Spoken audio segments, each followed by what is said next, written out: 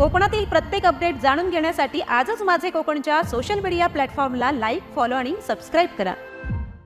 रत्नागिरी जिल्ह्यातील सर्वात मोठी औद्योगिक वसाहत असलेल्या लोटे MIDC मधील प्रदूषणाचा प्रश्न पुन्हा एकदा गंभीर स्वरूप धारण करत आहे। MIDC परिसरातील एका मोकळ्या भूखंडावरती मोठ्या प्रमाणावरती टाकण्यात आलेली राख मुसळधार पावसामुळे ओढे, नाले आणि नद्यांमार्गे पसरत असून परिणामी परिसरातील नळ पाणी योजनेच्या विहिरीत दूषित होत असल्याचा आरोप स्थानिक नागरिकांनी केला आहे।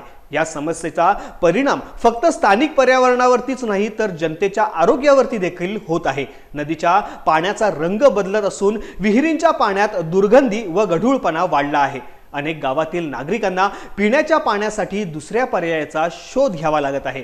या मुद्द्याकडे लक्ष वेधत आमदार शेखर निकम यांनी सुरू असलेल्या पावसाळी अधिवेशनात पहिल्याच दिवशी विधानसभेत आवाज उठवला। त्यांनी लोटे MIDC मधील प्रदूषण नियंत्रण यंत्रणेच्या कार्यक्षमतेवरती प्रश्नचिन्ह उपस्थित करत चौकशीची मागणी केली। मात्र त्यानंतर देखील प्रत्यक्षात कोणतीही ठोस कारवाई झालेली दिसून आली नाहीये। दरम्यान महाराष्ट्र नवनिर्माण सेनेने या प्रकरणी आक्रमक भूमिका घेतली आहे। मनसेच्या स्थानिक पदाधिकाऱ्यांनी प्रदूषण नियंत्रण मंडळाकडे याबाबत लेखी तक्रार दाखल केली असून तातडीने तपासणी करून दोषींवरती कारवाई करण्याची मागणी केली आहे।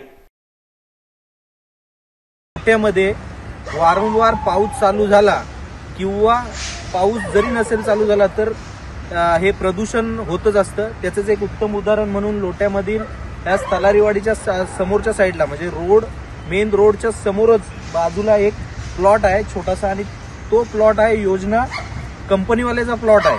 आणि त्या प्लॉटवरती जी राख येते आपली, जी एक म्हणजे विषारी कंपनीची जी राख असते, ती राख इथं उघड्यावर नेऊन टाकलेली आहे।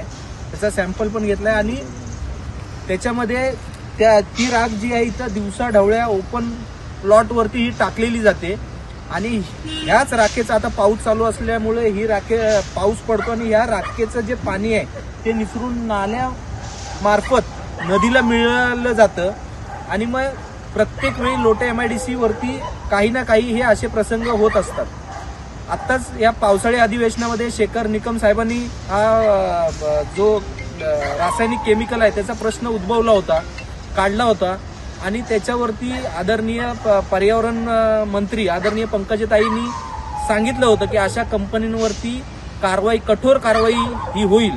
आता देखील हे असं उघड्यावरती केमिकल रासायनिक जी काय कोटिंग पावडर असते ती इथं टाकलेली आहे। माझी देखील मागणी आहे की महाराष्ट्र प्रदूषण नियंत्रण मंडळाने त्याच्या या कंपनीवरती तात्काळ कारवाई करावी। हा प्लॉट कुणाचा आहे, हे कुठून कसं काय टाकलं गेलं, इथं गुरं देखील फिरत असतात, हे उद्या जर बळी जर गेले तर मला सर्वस्वी जबाबदार ही कंपनी असेल, ज्या कुठल्या कंपनीने हे टाकलं असेल। आता हा प्लॉट तर योजना कंपनीचा आहे, मला वाटतंय ज्याचा प्लॉट असेल त्यांनीच टाकला असेल, कदाचित ह्याच कंपनीने टाकलं असेल। ह्या कंपनीवर तात्काळ कडक कारवाई झाली पाहिजे, अन्यथा महाराष्ट्र नवनिर्माण सेना येत्या 15 दिवसानंतर जर कारवाई झाली नाही तर महाराष्ट्र नियंत्रण मंडळ चिपळून याच्या समोर आंदोलन करेल याची दक्षता घ्यावी।